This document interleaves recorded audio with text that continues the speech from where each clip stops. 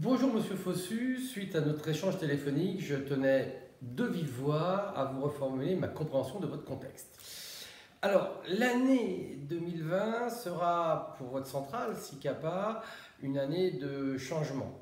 Alors, tout simplement pourquoi? Parce que le 1er juillet, vous vous mariez, c'est-à-dire qu'il y a une fusion avec une autre centrale située du côté de Rouen.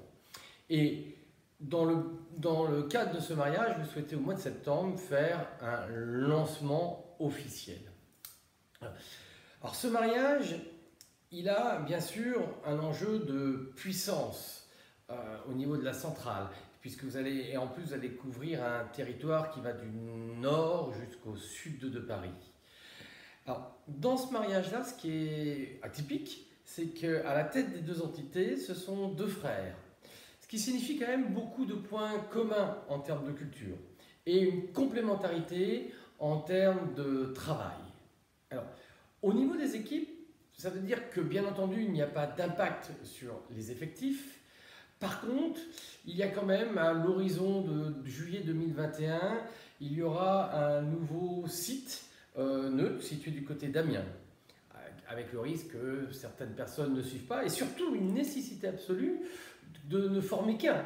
C'est-à-dire que tout le monde, même si les cultures sont proches, puisse former une seule équipe et qu'il y ait une seule culture.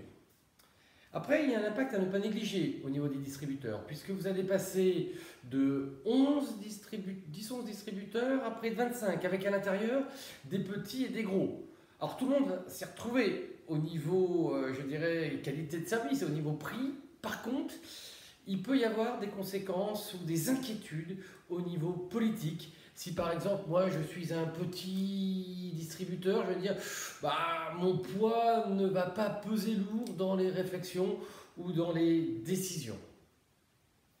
Alors, lors de ce lancement, vous voulez présenter bien entendu le plan d'action, les valeurs qui seront entre autres de l'innovation, la qualité de service et bien sûr l'expertise, le nouveau nom, Inoxa de votre centrale, et vous souhaitez faire appel à une intervention qui permettrait de booster l'état d'esprit de l'ensemble des personnes et puis de montrer que de toute façon aujourd'hui le changement est la meilleure nouvelle qui puisse arriver pour une organisation.